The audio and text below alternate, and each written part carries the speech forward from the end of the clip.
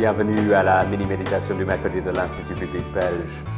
Cela nous arrive, n'est-ce pas, à nous croyants de devoir choisir entre la peste et le choléra. Une question nous est posée et nous nous trouvons dans l'obligation d'afficher notre couleur chrétienne. Et pourtant, nous savons que ça va coûter cher. Le ministère du prophète Jérémie a entraîné pour lui un grand prix. Il a été mis à part par Dieu pour appeler les Israélites à la repentance et pour les avertir du jugement qui allait survenir, ce qui n'a pas assuré la popularité de Jérémie. Écoutez cet extrait de Jérémie chapitre 20. « Je suis chaque jour un sujet de raillerie. Tout le monde se moque de moi. En effet, chaque fois que je parle, il faut que je crie pour dénoncer la violence et la persécution.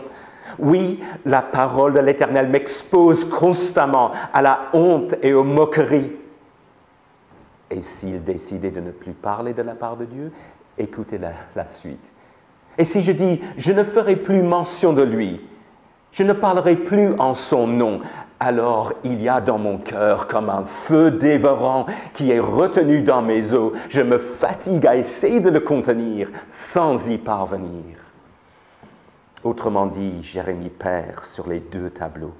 Et en fait, Dieu le rend malade au point de l'obliger à exercer ses responsabilités en tant que prophète.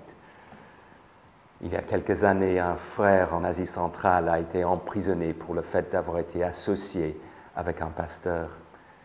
Il était battu jour après jour par la police, torturé physiquement au niveau de la tête et des reins.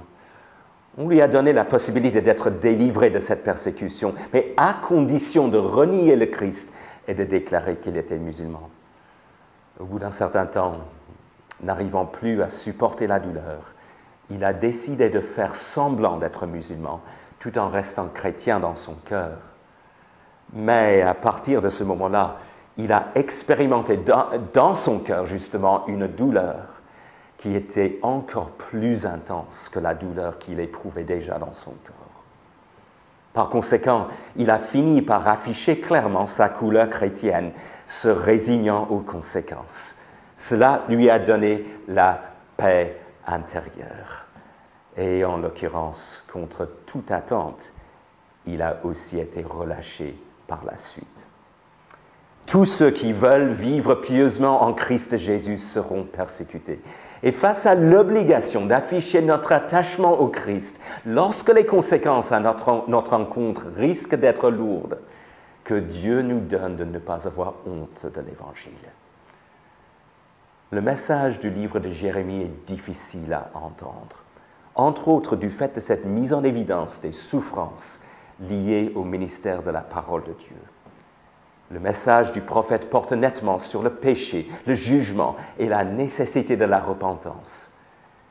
Mais c'est aussi un livre qui porte sur la grâce du pardon des péchés qui se trouve dans un certain germe juste de la lignée de David.